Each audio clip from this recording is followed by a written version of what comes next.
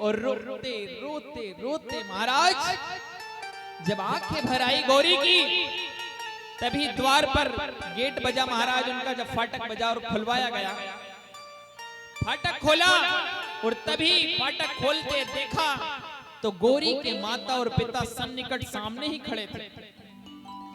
गौरी देखकर चौंक गई, अरे ये क्या, जिसमें मेरे माता पिता जिस प्लेन में जाने वाले थे वो तो दुर्घटनाग्रस्त हो गया। तो कहा कि बेटी हम जिस समय जा रहे थे, हम जिस कार से जा रहे थे वहीं सामने आगे से एक गाय आ गई। उस गाय को बचाने के लिए हमने जैसे ही गाड़ी को नीचे उतारा तो हमारी गाड़ी एक पेड़ से टकरा गई और हम उस हादसे में घायल हो गए। वहीं के सन्निकट के लोग हमें हमारा उपचार करवाने के लिए अस्पताल में हमें ले गए, वहां हमारा उपचार करवाया गया। जब तक जिस एरोप्लेन में हम जाने वाले थे वो अपने स्थान छोड़कर जा चुका था, वो दिल्ली से बाहर निकल चुका था, हमारी फ्लाइट हमारे हाथ से छूट गई थी। तो गौरी ने आज प्रभु से हाथ जोड़कर कहा कि प्रभु हमने तेरे दरबार में एक बात निराली देखी है, हमने तेरे दरबार में एक बात निराली देखी है, तुझे देते नहीं देखा पर झूलियां सदा भरी देखी है। मेरे बाबा भटके क्यों दर बदर कर भरोसा शाम पर, जिसने भी दिल से पुकारा हर मुसीबत से उबारा, बेसहारों का सहारा, सावरा मेरा सावरा, सावरा मेरा सावरा।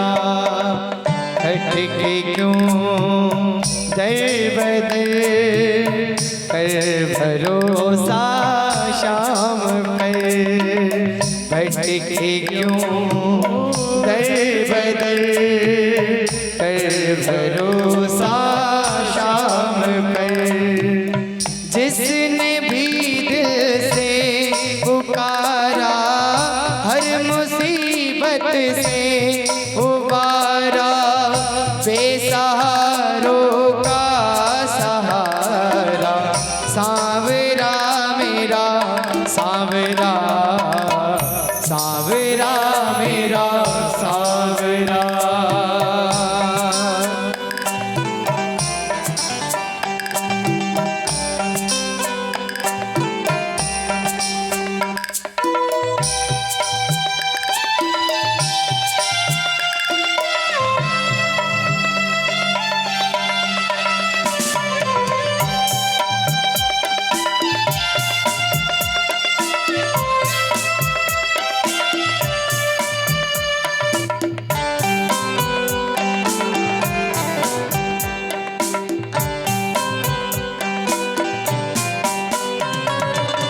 इसके आगे हार जा, तन मन अपना बार जा, लाख हो गहरा समंदर तू बिना पतवार जा, इसके आगे हार जा, तन मन अपना वार जा, लाख हो गहरा समंदर तू बिना पतवार जा, आके दामन थाम लेगा फिर सहारा शाम देगा, आके दामन थाम लेगा फिर किनारा शाम देगा, जिंदगी भर साथ देगा, सावरा मेरा सावरा, सावरा मेरा सावरा। भटके क्यों दर बदर, कर भरोसा शाम पर। बोला हाथ पकड़ने वाले की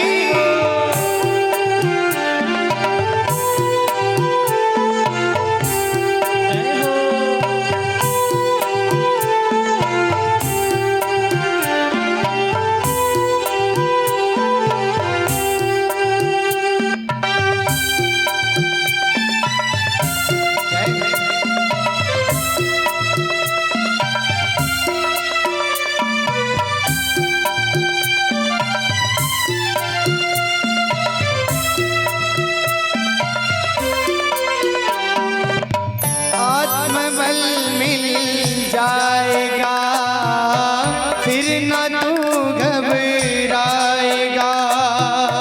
आत्मबल मिल जाएगा, फिर न तू घबराएगा।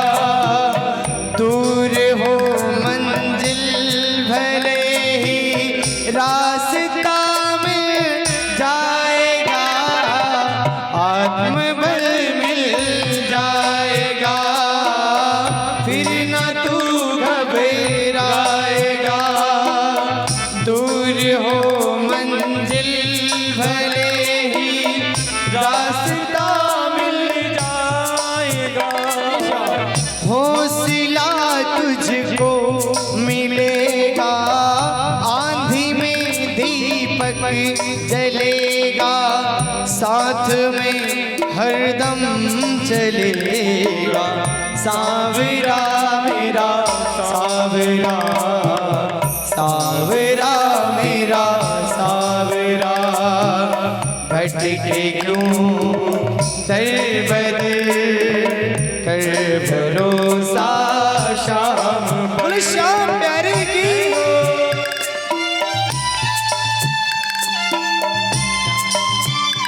खाटू नरेश की जय हो।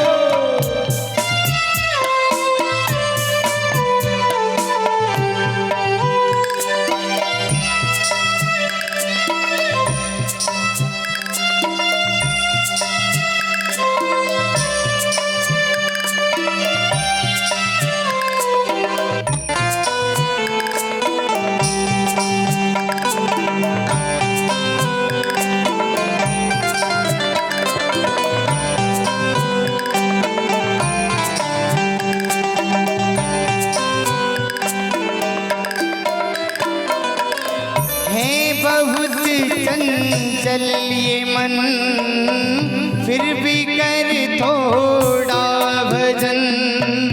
श्याम ने जीवन दिया है, कर लो कुछ थोड़ा जतन।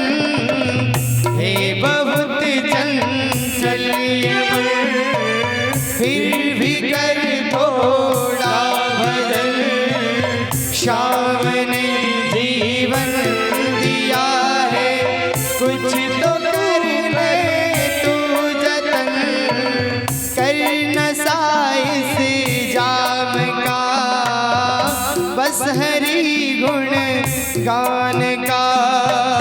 सूर्य और रस खान का, सावरा मेरा सावरा। भटके क्यों दर बदर, कर भरोसा शाम पर। कर भरोसा शाम पर, कर भरोसा शाम पर। बोला हाथ पकड़ने वाले की जय हो, सहारे के सहारे की जय। तो महाराज जहां विश्वास परिपक्व होता है, वहां प्रभु को विराजमान होना ही पड़ता है। और दुनिया में सर्वोपरि अगर कोई है तो वह विश्वास। पर महाराज इस कली काल में एक चीज और देखने को मिलती है कि अगर विश्वास प्रभु पर किया जाए तो प्रभु मन मांगा, मन में इच्छित जो फल होता है उसे प्रदान करते हैं। लेकिन महाराज एक बात और देखनी पड़ती है, अगर लोगों के सन्निकट ये उम्मीद लगाई जाए तो विश्वास का नाम ही वो होता है विष और वास। जहां जहर का वास हो वही विश्वास हो जाता है। और एक बात बड़ी अद्भुत देखते हैं महाराज, और ऐसी ही एक कथा आती है, और ब्रजमंडल की जो कथा है वो बड़ी अद्भुत कथा है। ये कथा एक ऐसे रिश्ते की है जिसमें राधा रानी स्वयं एक सेठ की एक बनिए की पुत्री बनी, और पुत्री बनी महाराज। सेठ तो रिश्ता निभा नहीं सका, वो रिश्ते को भूल गया, पर राधा रानी ने अटल सत्य के साथ और अटल विश्वास के साथ इस रिश्ते को निभाया है। आइए उस दिव्य कथा का श्रवण करते हैं कि धन्य धन्य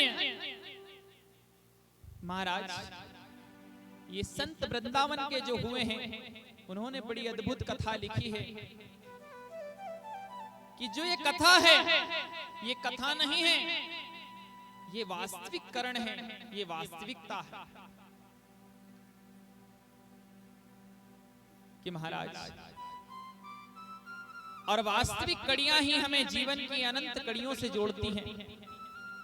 जब हम किसी से प्रेम करते हैं उसके बारे में अगर हमें कोई जानकारी ही ना हो तो उससे हमें प्रेम नहीं हो सकता। और ये दुनिया का प्रेम एक अलग बात है जो आजकल नाम सुनकर प्रेम हो जाता है कि ना महाराज, ये लौकिक प्रेम है। तो कहते हैं कि धन्य धन्य बरसानो धाम, जाग की महिमा बखानी ना जाए। ऐसा बरसाना जहां लोग सभी खुशहाल होकर आनंद के साथ विहार करते हैं, आनंद के साथ रहते हैं। और महाराज जब आनंद के साथ रहते हैं, लेकिन एक विचित्र घटना यह है कि वहां पर एक सेठ जी रहते हैं, और जब सेठ जी रहते हैं तो सब तो आनंद के साथ, और सेठ जी बड़े दुखी। ये जब उल्टी गंगा बहने लगी कि सभी आनंद में रहे और सेठ जी दुखी क्यों हैं? सेठ जी के पास कोई कमी भी नहीं, सेठ जी के पास 3-3 दुकानें हैं, 3 बेटे हैं, 3 बहुएं हैं, लेकिन उन्हें सिर्फ एक ही चिंता है, और चिंता क्या कि मेरी कोई पुत्री नहीं है। और ये बड़ा अद्भुत दुख है जब सेठ जी रुदन करते हैं, किसी कन्या के विवाह में जाते हैं तो वहां देखते हैं महाराज, जब कन्यादान का समय आता है तो सेठ जी उस कन्या को देखकर रो पड़ते हैं, और रोते हुए मन ही मन विचार करते हैं कि प्रभु, हे नारायण, हे मेरे श्याम, तूने मुझे दुनिया के उस महादान से भी वंचित कर दिया जिस दान को करके लोग परम मोक्ष को प्राप्त कर लेते हैं। जब ऐसे रुदन करने लगते महाराज, सेठ जी अपनी दुकान पर बैठे हुए थे। एक दिन संयोग लगा, सेठ जी उदास मन से जब बैठे तो उन्हें उदास देखते हुए बैठे हुए एक दिन वहीं से एक संत गुजर रहे थे, और संत जब गुजरे तो संत ने सेठ जी से कहा, सेठ जी राम राम।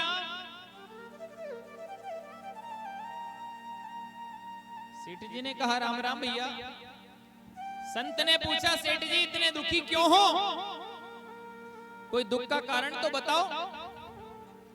कि दुख मुझे सिर्फ क्या बताऊं आपको महाराज, मेरे दुख का तो कोई निराकरण ही नहीं है, कैसे बता दूं?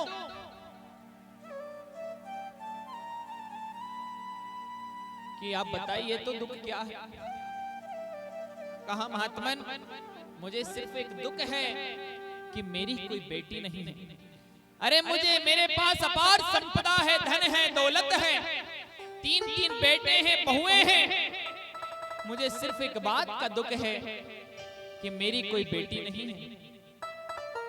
वह संत ने मुस्कुराकर हंसकर कहा, अरे सेठ जी, आप इतनी सी चिंता लिए बैठे हैं कि आपकी कोई बेटी नहीं है, आप तो बड़े मूर्ख हैं।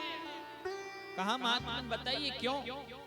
कि ये लौकिक जो रिश्ते होते हैं, इस लोक की जो बेटियां होती है, वो तो आज आपकी है, कल उनका विवाह होगा, वो छोड़कर चली जाएंगी।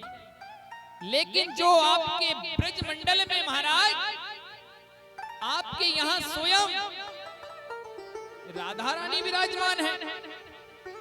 अरे आपके बरसाने में जो राधा रानी का महल है, वहां जाइए और राधा रानी से पुकार कीजिए कि मेरी बेटी बन जाओ। कहा महाराज, बड़ा अच्छा विचार आपने अपने हृदय में लाकर हमारे संग व्यक्त किया है। आज सेठ जी ने सुना तो सेठ जी गदगद हो गए, खुश हुए, और खुश होकर महाराज आज राधा रानी का एक चित्र लिया है, प्रसाद ली है, और सभी को लेकर आज राधा रानी के मंदिर महल में सन्निकट गए। और राधा रानी के महल में जाकर गोस्वामी जी से कहा, गोस्वामी जी, ये जो प्रसादी है और ये मैं चित्र जो लाया हूं राधा रानी का, उसे आप राधा रानी से स्पर्श करवा दीजिए। आज मैं राधा रानी को अपनी पुत्री बनाना चाहूंगा, मैं अपनी पुत्री बनाने आया हूं। गोस्वामी जी ने कहा, बड़ी अद्भुत बात है, अच्छी बात है सेठ जी, आपकी पुत्री नहीं है, आप राधा रानी को ही पुत्री रूप में स्वीकार करो। सेठ जी चित्र को लाए हैं अपने कक्ष में, जहां रोज वो खुद शयन करते थे, ऐसे कक्ष में लगाया। लाकर उन्होंने जब कक्ष में लगाया तो रोज जब वो भोजन करते तो सर्वप्रथम कहते कि बेटा राधा रानी भोग लगाओ। जब शयन करते तो कहते कि बेटा राधा रानी शयन करो। अगर कोई भी कार्य होता तो सेठ जी कहते, राधा रानी बेटा आप ये कीजिए। जब ऐसा भाव मन में प्रबल होता चला गया महाराज, तो एक दिन संयोगवश एक चूड़ी बेचने वाली वहां आई। और जब चूड़ी बेचने वाली वहां आई महाराज, तो आज सेठ जी के घर जो हर 6 माह में, 1 वर्ष में एक मनिहारन चूड़ी पहनाने के लिए सेठ जी की बहुओं को आती थी, आज वही मनिहारन बहुत समय बाद आई हैं। और आकर बहुओं को आवाज लगाया, अरे बहुओं, ओ सेठ जी की बहुओं, सभी बहुएं आई हैं। आज मनिहारन ने तीनों बहुओं को चूड़ी पहनाई, और चूड़ी पहनाकर पुनः वापस लौटने लगी। सेठ जी के द्वार से बाहर गई, और उनके घर से बाहर जाने के बाद कुछ दूर जाकर जब जाने लगी महाराज, तो रास्ते में एक 6 वर्ष की छोटी सी कन्या ने आवाज लगाई, अरे काकी, ओ काकी। मनिहारन ने कहा, भैया हमें इतनी सुंदर आवाज में कौन आवाज लगा रहा है। जब पीछे घूम के देखा तो एक सुंदर रूप वेश धारण करे, अलौकिक वस्त्र धारण कर रखे हैं, ऐसे सुंदर रूप को लेकर राधा रानी सन्निकट विराजमान है। कहा, काकी आप मुझे भी चूड़ियां पहनाइए ना। कहा, बेटा तुम कौन हो? कहा, काकी आप मुझे नहीं जानती, मैं सेठ जी की बेटी हूँ। कहा, सेठ जी की कोई बेटी कैसे हो सकती है? मैं तो कई वर्षों से इनके यहाँ आती हूँ, इनकी तो 3 बहुएं हैं। कहा, नहीं, मैं सेठ जी की बेटी हूँ। कहा, बेटा नाम क्या है तुम्हारा? मेरा नाम राधा है। ऐसा जब कन्या ने कहा तो आज उसके रूप को देखकर मनिहारन मोहित हो गई। आज राधा रानी के हाथों को अपने हाथ में लेकर छोटी छोटी चूड़ियां धारण करवाई, और रूप देखते हुए चली गई महाराज। और सेठ जी के दुकान पर जाकर सेठ जी से कहा, रे सेठ जी, एक विचित्र बात बताती हूँ कि मैं आज 3 को नहीं 4 जन को चूड़ियां पहना कर आई हूं। कहा कि हमारी 3 बहुएं हैं, 4 चूड़ी कैसे पहना दी भैया? कहा नहीं सेठ जी, आपकी पुत्री ने भी चूड़ी पहनी। सेठ जी ने कहा, मनहारन देख, तूने आज फिर झूठ बोला। तुझे अगर ज्यादा पैसा चाहिए तो तू यूं ही मांग ले। कहा सेठ जी, मैं झूठ नहीं बोलती, मैं कभी झूठ नहीं बोलती, और मैं आज 4 ही चूड़ियां पहना कर आई हूं। कहा कि सेठ ने बार बार कहा कि मनहारन तुम झूठ बोल रही हो। सेठ जी ने कहा, तब बार बार जब सेठ जी ने कहा तो मनहारन ने कहा, देख सेठ, मैं तेरे जैसे झूठे का पैसा लेना भी नहीं चाहती। अगर तुझे पैसा नहीं देना है तो मत दे, पर यूं मत कहे कि मैं झूठी हूं। जब ये बात कही तो आज सेठ जी की दुकान पर से मनहारन चली गई और सेठ जी अपने घर आए हैं। घर आकर अपने मुख को धोया, हाथ धोए, वस्त्रों को बदला। जब भोजन के लिए बैठे तो बैठते ही सर्वप्रथम आज अपनी बहुओं को आवाज लगाई कि अरे बहुओं, ओ बहुओं। कहा पिताजी कि एक बात बताओ, आज मनहारन ने कितने लोगों को चूड़ियां पहनाई? कहा पिताजी, हम घर पर तो सिर्फ 3 थी। कहा देखो, मैंने अच्छा रहा कि उस मनहारन को 4 जन के पैसे ना दिए। वो झूठ बोल रही थी कि मैंने 4 जन को चूड़ियां पहनाई हैं। जब ये बात कहकर आज सेठ जी ने भोजन किया, कहा राधा रानी भोग लगाओ। भोजन करने के बाद महाराज आज जब अपने कक्ष में शयन करने गए हैं और जैसे ही शयन किया कि राधा रानी शयन कीजिए, ये कहते हुए आज सेठ जी शयन करने लगे। और आज जब सपने में एक बड़ी विचित्र घटना हुई महाराज, और वृंदावन के रसिक अपनी अद्भुत वार्ताओं में और अद्भुत घटनाओं में इस कथा को बड़ा महत्व देते हैं, क्योंकि राधा रानी की साक्षात घटना है जहां राधा रानी स्वयं विराजमान हुई थी। आज जब सेठ जी सोए, सेठ जी की आंखें बंद हुई, और जैसे ही आंख बंद हुई तो आज सपने में क्या हुआ महाराज?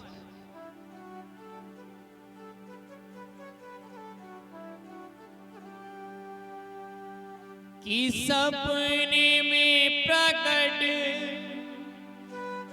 होई वृषभानु की दुलारी बोली।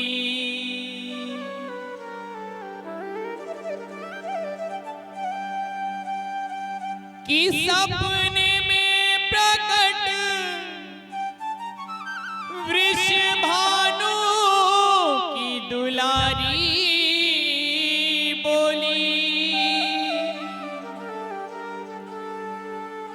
तनिया बनायो तात नात ना निभायो है।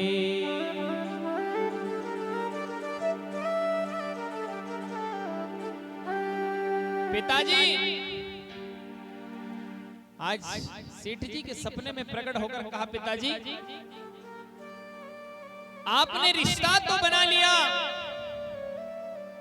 पर आप उसे निभा नहीं पाए। तनिया बनायो तात नात ना निभायो।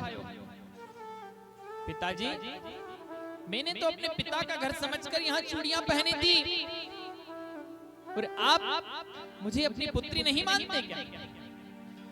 कि सपने में प्रकट होई वृषभानु की दुलारी बोली। कि तनिया बनायो तात नाथ ना निभायो है।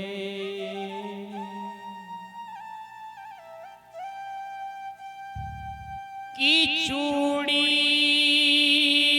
पहन ली। पिताजी